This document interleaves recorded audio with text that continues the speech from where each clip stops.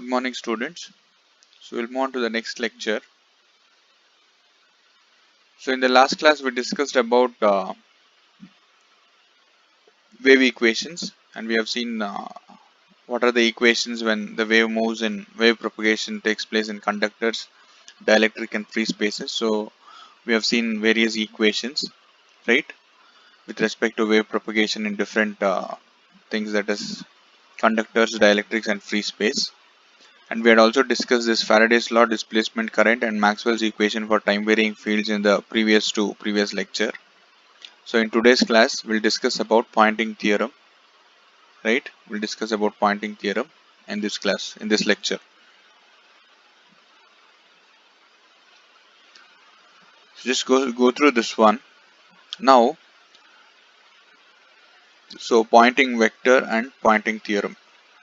Now, by means of electromagnetic waves, an energy can be transported from transmitter to receiver. Transmitter to receiver. The energy stored in the electric field and magnetic field is transmitted at certain rate of energy flow, right, which can be calculated with the help of Poynting theorem. So why do you need Poynting theorem?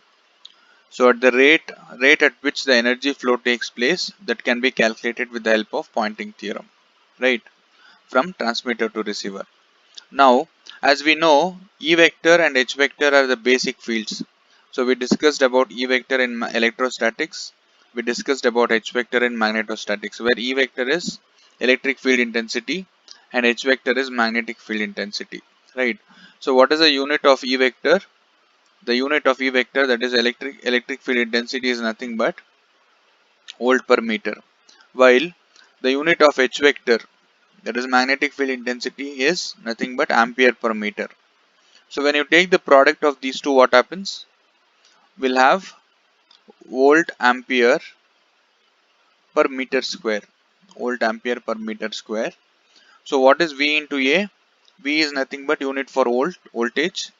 A is nothing but unit for current. So voltage into current is nothing but power. So the unit of power is nothing but watts. So we can write the same equation as watts per meter square. Watts per meter square. Right. So now, so the product of E vector and H vector gives a new quantity expressed as watt per unit area. Watt per unit area.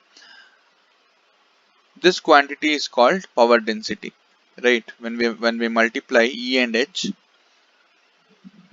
that particular quantity is called power density. Now there will be another question, because we have E vector and H vector as we have E vector and E and H are nothing but vectors, right?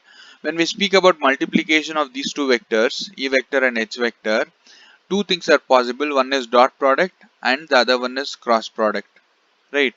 So when we take dot product of two things, that is E vector and H vector, there will be no, what to say, the resultant will be a scalar. When you take a dot product of two vectors, it will be a scalar. It will not have direction.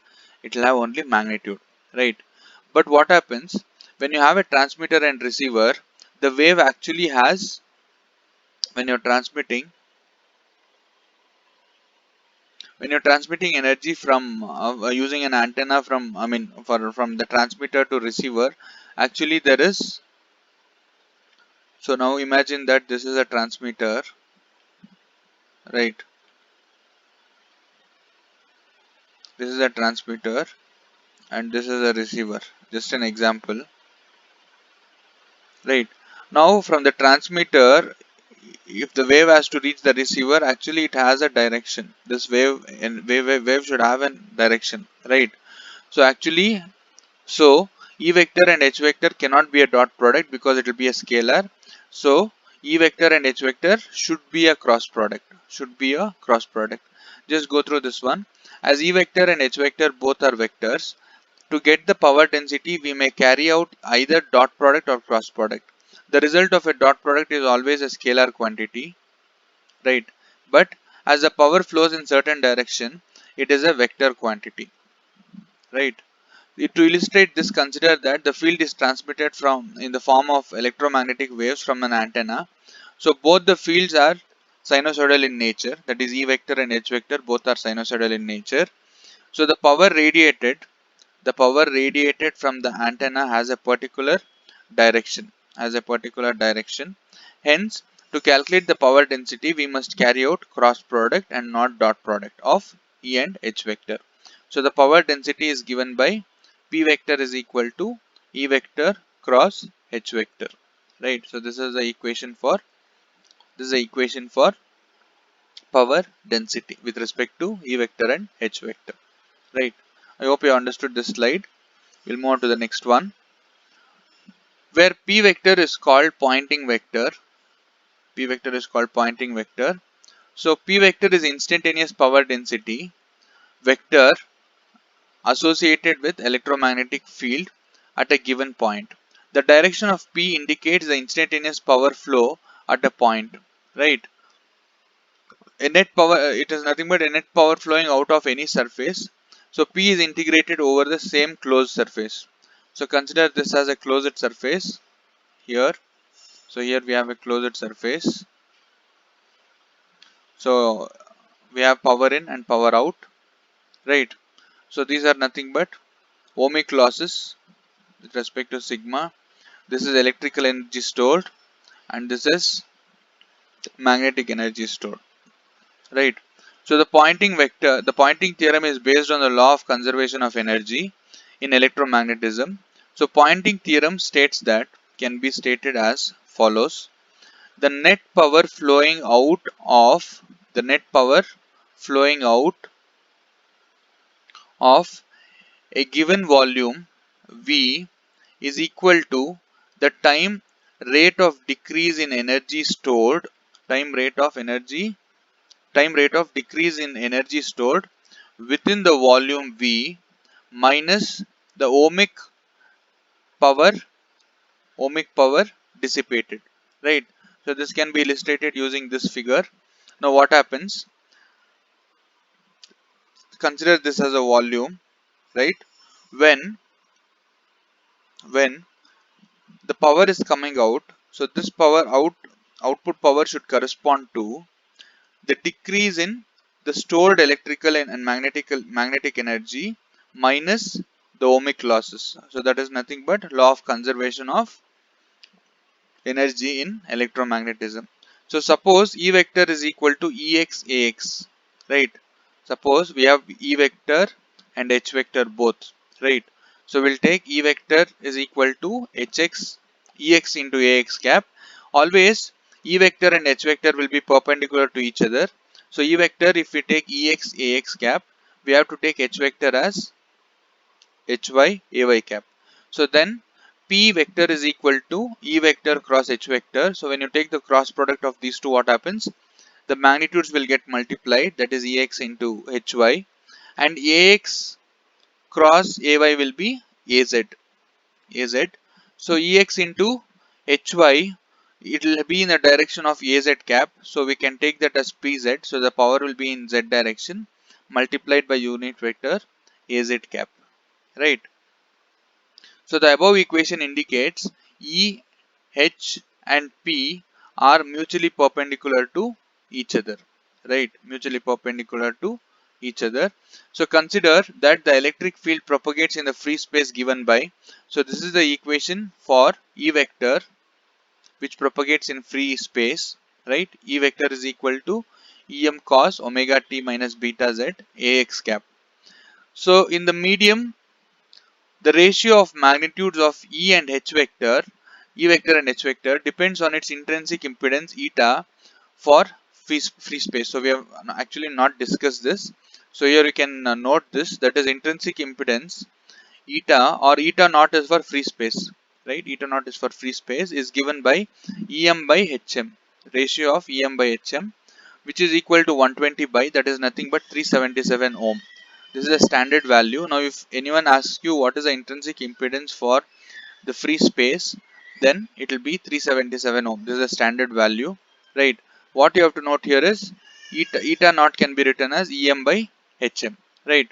Moreover, in free space, electromagnetic wave travels at the speed of light. So thus we can write H vector is equal to, like how we wrote here for E vector, the same thing is written for H vector here, but the direction is y direction, right? Now, how can we write h vector in the form of em? So I can follow this one. That is, h vector can be written as em by eta naught. So h vector is equal to em by eta naught cos omega t minus beta z into ay cap. So now if you find the cross product of these two, so this equation and this equation, so we have that equation written here and this equation is written here. So when you find the cross product of these two, this is the equation what you get.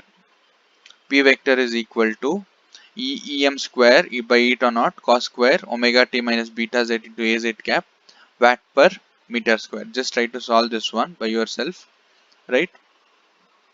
Now only thing is here em into em will be em square divided by eta naught, cos into cos will be cos square, ax cross ay will be az, so it will be watt per meter square, right?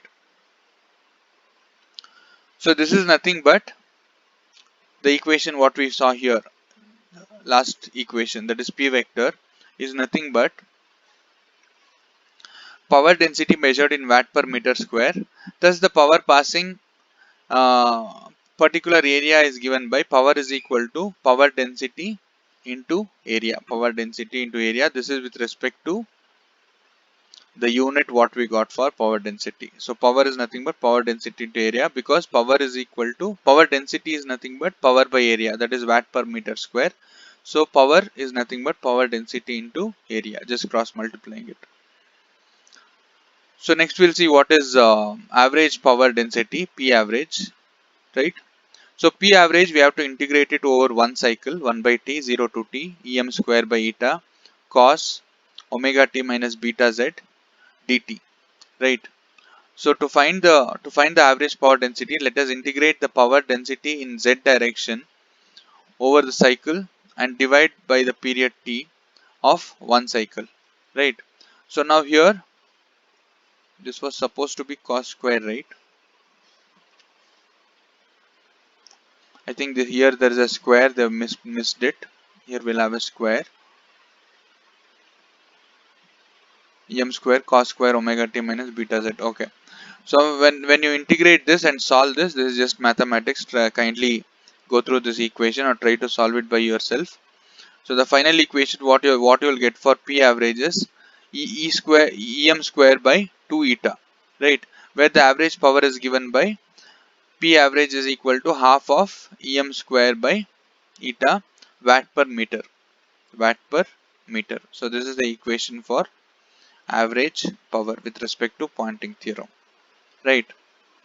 So this is all about Poynting theorem here. So we have almost completed this module, fifth module, right? If anything is left, we'll try to discuss that when we are doing the revision, right? So what all we have discussed? We have discussed Faraday's law, displacement current, right? Maxwell's equation for time varying fields, and we had discussed wave equations for different things as conductors, dielectrics, and free space in the previous class. And in today's class, we have discussed what is Poynting's theorem, right?